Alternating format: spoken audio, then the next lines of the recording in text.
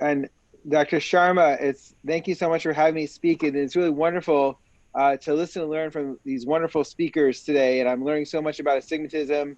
It's just so many great topics. My topic today is going to be moving back to keratoconus and corneal shape. And we're going to talk about a few topics within keratoconus. Um, I do have a couple of financial interests, including Avidro, Glaukos, CLXO, and Oculus. And I'm from Miami, Florida. So a couple questions as we consider keratoconus is, when we treat patients um, with cross-linking, do patients' corneas typically stay the same and stable? Do they typically improve or worsen? And what's been pretty interesting about with our experience with cross-linking is that most patients actually get corneal flattening and reshaping of the cornea over time. And it doesn't occur over just 3 months or 6 months, and it can occur for many years afterwards. And the second thing to understand is that there was always this thought that age, like once you're over the age of 30 or 40, keratoconus cannot progress, but it actually can progress in our older patients. So we need to continue to watch patients no matter what age they are, because anyone can progress with keratoconus. So when we think about keratoconus again and cross-linking, the goal of cross-linking is, of course, to stop progression. We should also understand that it can actually help improve corneal shape. And when it improves corneal shape, we can often see improvement in vision, both uncorrected and best corrected vision. Again, these changes don't occur in months. They may occur over years. It may be 2 years, 4 years, 6 years, but over time, once you treat patients with cross-linking, we can see this improvement. And I know we talked earlier about combining cross-linking with intacts and with ring segments, but even cross-linking alone can have significant beneficial impact on patients' vision and corneal shape. So when I think about some of my pearls, the first thing we want to do is identify keratoconus early, and we're going to talk about that more. But identifying keratoconus as early as possible is critical. And we know that the children and young adults are at the highest risk for progression. So once we identify them, the sooner we can treat them, the better. But we can actually treat any age of cross-linking. We can treat young kids as young as, my youngest is 4, but it gets a little bit easier when you're in the 7-year-old range or older. But even patients in their 60s and 70s can actually get some improvement in their shape over years with cross-linking. And the other thing, of course, is to avoid eye rubbing. We know that eye rubbing is a major risk for progression of keratoconus. So treating ocular allergies and treating the habits that patients have to get them to stop eye rubbing is pretty critical over time. So let's just talk about the importance of identifying keratoconus early. So you have this 14-year-old male who's in 8th grade. They come in for exam. They're uncorrected. They've never worn glasses before. They're seeing their eye doctor. And their uncorrected visual acuity is 20/60 and 20/30, but they correct to 20/20. Can this patient possibly have keratoconus? Well, if you take a look at the slit lamp is going to be normal. In early keratoconus, even if they have it, the slit lamp is worthless for identifying keratoconus. We just have to be very suspicious. And one thing that could help us be suspicious is when we do the refraction, we see that there's a difference between eyes. If one eye has more astigmatism than the other eye, that may be a sign that this patient may have some irregular astigmatism on topography. This patient would benefit from a topography or tomography, and likely we're going to identify some early signs of keratoconus in this type of patient. They corrected 20/20, but they can have keratoconus, and this is when we want to catch patients early rather than later.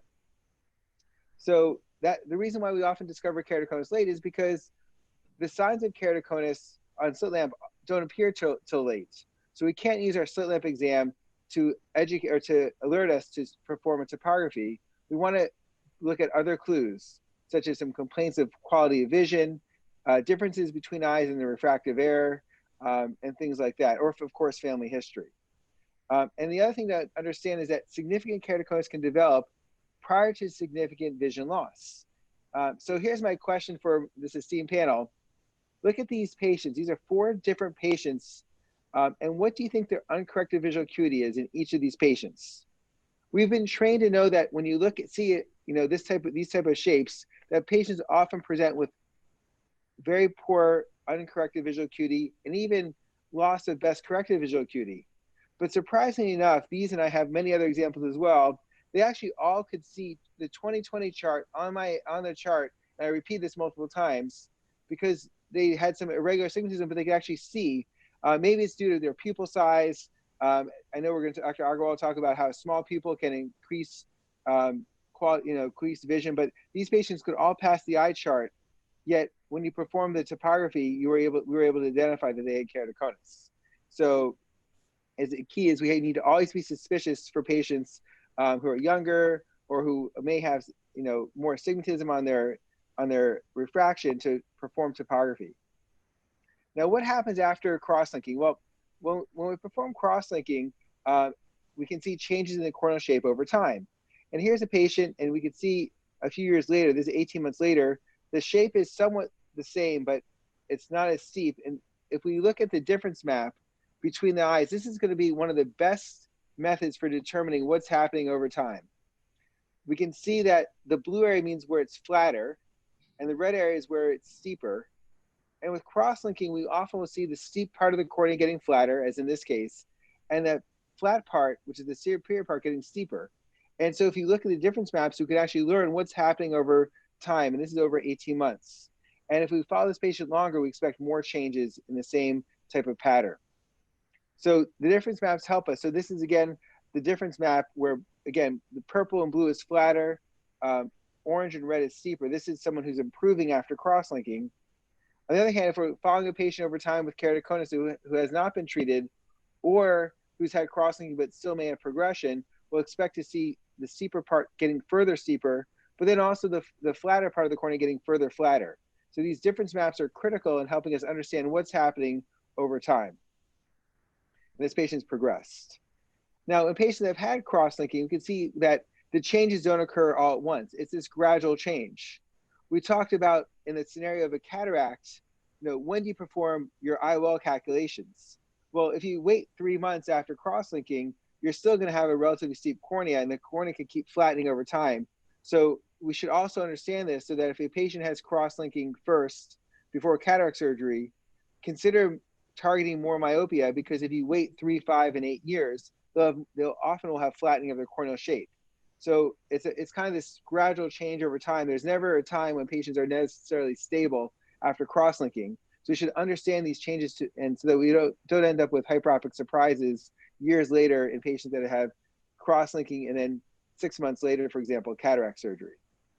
So this pattern, I hope you can see, this is 6 years of change of the Kmax over time.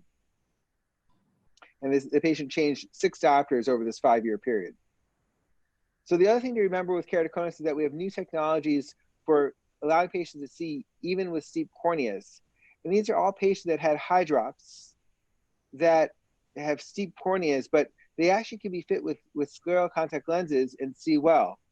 Again, I know we're going to talk to Dr. Agarwal will share with us that another option for patients will be to make the pupil smaller, and that's another great option for these patients.